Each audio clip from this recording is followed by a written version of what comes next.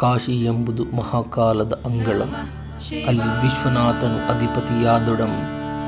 ಈ ಪುರದ ಕಾವಲುಗಾರ ಮಾತ್ರ ಕಾಲಭೈರವನು. ಆತನ ಅಪ್ಪಣೆಯಿಲ್ಲದೆ ಈ ಪವಿತ್ರ ಮಣ್ಣಿನೊಳಗೆ ಪಾದವನ್ನಿಡಲು ಸಾಧ್ಯವಿಲ್ಲ. ಕಾಲದ ಒಡೆಯನ ಅಪ್ಪಣೆ ಪಡೆದು ಕಾಶಿಯ ಅಂತರಾಳವನ್ನು ಅರಿಯಲು ಈ ನನ್ನ ಪಯಣದ ನಾಂದಿ.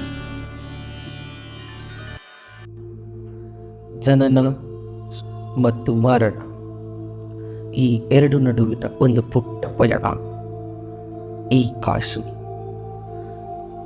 ಇಲ್ಲಿ ಸುಡುವ ಚಿತೆಯು, ಹತ್ತುವ ಜ್ವಾಲೆಯು ಒಂದು ಸತ್ಯ.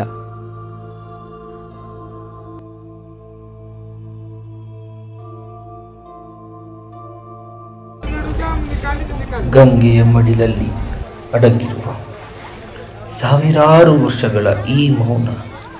ಇದು ವಾರಣಾಸಿ, ಇದು ಬನಾರಸ್, ಇದು ನಮ್ಮ ಕಾಶಿ. ಜನರು ನನ್ನನ್ನು ನಿರ್ಣಯಿಸಬಹುದು, ನನ್ನ ದಾರಿಯನ್ನು ಪ್ರಶ್ನಿಸಬಹುದು. ಆದರೆ ಈ ಕಾಶಿಗೆ ಗೊತ್ತು, ಬರುವವರಲ್ಲ, ಕಳೆದು ಹೋದವರೇ ಎಂದು. ಈ ಗಂಗೆಯ ಹರಿವಿನ ಮುಂದೆ ನನ್ನ ನೋವು, ಜನರ ಮಾತು ಯಾವುದೂ ಶಾಶ್ವತವಿಲ್ಲ. ಎಲ್ಲವೂ ಹರಿದು ಹೋಗಲೇಬೇಕು. ಕಾಶಿಯ ಈ ಗಲ್ಲಿಗಳು ಬರೀ ರಸ್ತೆಗಳಲ್ಲ, ಇವು ಇತಿಹಾಸದ ಸುರುಳಿಗಳು. ಈ ಹಳೆಯ ಗೋಡೆಗಳಿಗೆ ಜೀವ ಬಂದಂತೆ ಬಣ್ಣಗಳ ಮರೆಯಲ್ಲಿ ಅಡಗಿರುವ ಇಲ್ಲಿನ ಕಲೆ ಪ್ರತಿಯೊಂದು ತಿರುವಿನಲ್ಲೂ ತೆರೆದುಕೊಳ್ಳುವ ಹೊಸ ಕತೆ.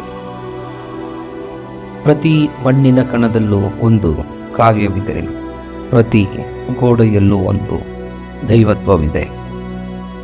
ಈಗ ಕಾಶಿ ಶಾಂತವಾಗಿಲ್ಲ, ಇದರಲ್ಲಿ ಬದುಕಿನ ಗದ್ದಲವೇ ಮಂತ್ರ.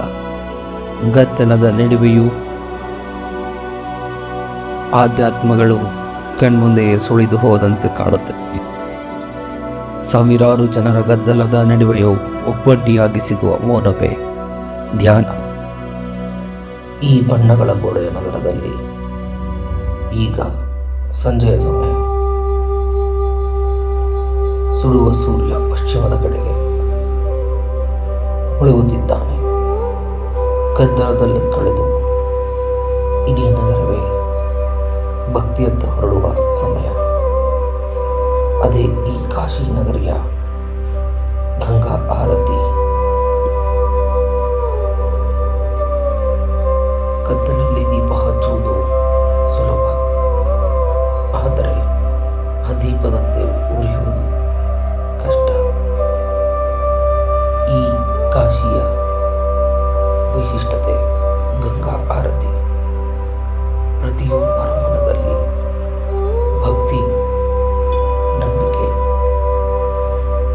ಹಾಗೂ ಜೀವನದ ಒಂದು ಚಿಂತೆ.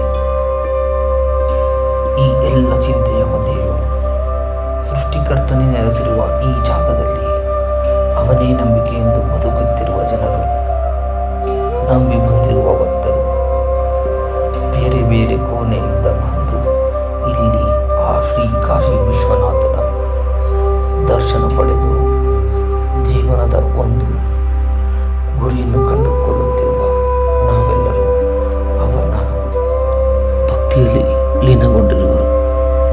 ಹಗಲು ಮುಗಿದು ഇരുಳು ಕವಿಯುವ ಈ ಸಂಧಿಕಾಲವೇ ಒಂದು ಅದ್ಭುತ. ಗಂಗೆಯ ತಟದಲ್ಲಿ ಭಕ್ತರ ಸಾಗರವೇ ಹರಿದು ಬಂದಿದೆ. ಇಲ್ಲಿ ಜಗತ್ತಿನ ಬೇರೆ ಬೇರೆ ಮೂಲಗಳಿಂದ ಬಂದವರ ಉದ್ದೇಶ ಒಂದೇ, ಆ ದೈವಿಕ ಕ್ಷಣಕ್ಕೆ ಸಾಕ್ಷಿಯಾಗುವುದು. ಜನರ ಮುಖದಲ್ಲಿನ ಆ ನಿರೀಕ್ಷೆ, ಆ ತುಡಿತ, ಅದನ್ನು ನೋಡೋದೇ ಒಂದು ಚಂದ. ಈಗ ಶುರುವಾಗಲಿದೆ ಭಕ್ತಿ ಮತ್ತು ಬೆಳಕಿನ ಮಹಾಸಂಗಮ. ಅದುವೇ ಗಂಗಾ ಆರತಿ. ನಂಬಿಕೆ ಮನುಷ್ಯನನ್ನು ನಡೆಸಬಹುದು, ಆದರೆ ಭಕ್ತಿ ಮನುಷ್ಯನನ್ನು ಉಳಿಸುತ್ತದೆ. ಕಾಶಿಯ ಈ ಮಣ್ಣಿನಲ್ಲಿ ನನಗೆ ಅರ್ಥವಾಗಿದ್ದು ಇಷ್ಟೇ. ಭಕ್ತಿ ಎಂಬುದು ಆಯ್ಕೆಯಲ್ಲ, ಅದು ಬದುಕಲಿಕ್ಕೆ ಬೇಕಾದ ಪರಮ ಅಗತ್ಯ. ಈಗ ಕಾಶಿಯು ಜಗಮಗಿಸುವ ಹೊತ್ತು. ಸಾವಿರ ದೀಪಗಳ ಈ ಮಹಾಬೆಳಗು ಗಂಗೆಯ ಒಡೆಯಲ್ಲಿ ಪ್ರತಿಫಲಿಸುತ್ತಿರುವ ದೃಶ್ಯವನ್ನು ವರ್ಣಿಸಲು ಪದಗಳೇ ಸಾಲದು.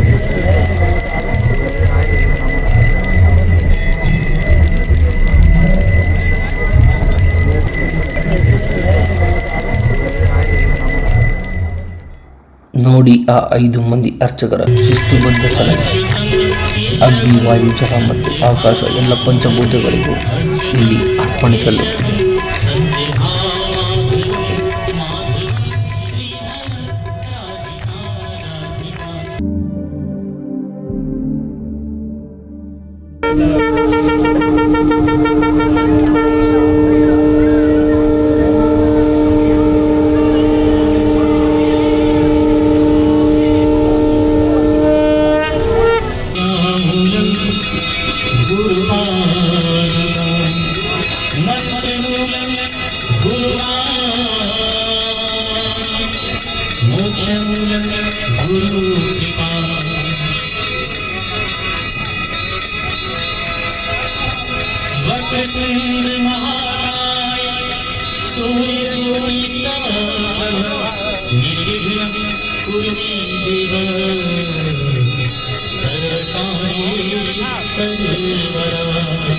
ಶಂಖನಾದದೊಂದಿಗೆ ಆ ಸುಂದರ ಕ್ಷಣ ಈಗ ಅನಾವರಣಗೊಂಡಿದೆ.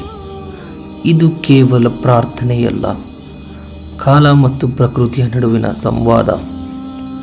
ಇಲ್ಲಿನ ಗಾಳಿಯಲ್ಲಿನ ಮಂತ್ರಘೋಷಗಳು ಸುಪ್ತವಾಗಿರುವ ಚೇತನವನ್ನು ಜಾಗೃತಗೊಳಿಸುತ್ತಿವೆ. ವಾರಣಾಸಿಯ ಎದೆಬಡಿತ ಈ ಗತಿ ಮತ್ತು ಲಯಕ್ಕೆ ಒಗ್ಗಿಕೊಂಡಿದೆ. ಈ ಕ್ಷಣದಲ್ಲಿ ನಾವಿರುವುದು ಕೇವಲ ಮಣ್ಣಿನ ಮೇಲಲ್ಲ, ಒಂದು ಆಧ್ಯಾತ್ಮಿಕ ಲೋಕದಲ್ಲಿ.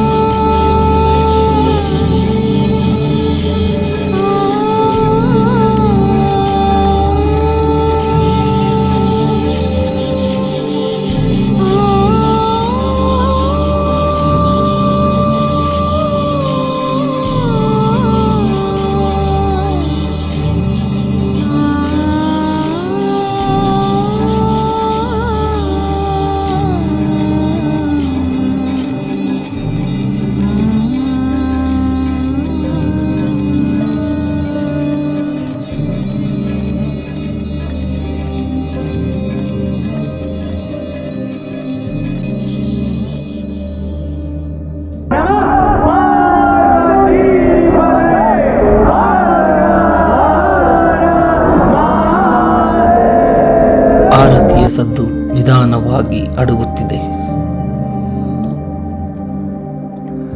ಆ ಶಾಂತಿ ಮಾತ್ರ ನಮ್ಮ ಮನಸ್ಸಿನಲ್ಲಿ ಶಾಶ್ವತವಾಗಿ ನೆಲೆಸುತ್ತದೆ. ಹರ ಹರ ಮಹಾದೇವ ಎಂಬ ಘೋಷಣೆ ಬ್ರಹ್ಮಾಂಡವನ್ನೇ ನಡಗಿಸುವಂತಿದೆ. ಈ ಬೆಂಕಿ ಬರೀ ಬೆಳಕಲ್ಲ, ಇದು ಜ್ಞಾನದ ಸಂಕೇತ. ಕಾಶಿಯ ಈ ದೈವಿಕ ಸಂಜೆ ನನ್ನ ಕಣ್ಣಲ್ಲಿ ಮಾತ್ರವಲ್ಲ, ನನ್ನ ಆತ್ಮದಲ್ಲೂ ಉಳಿಯಲಿದೆ.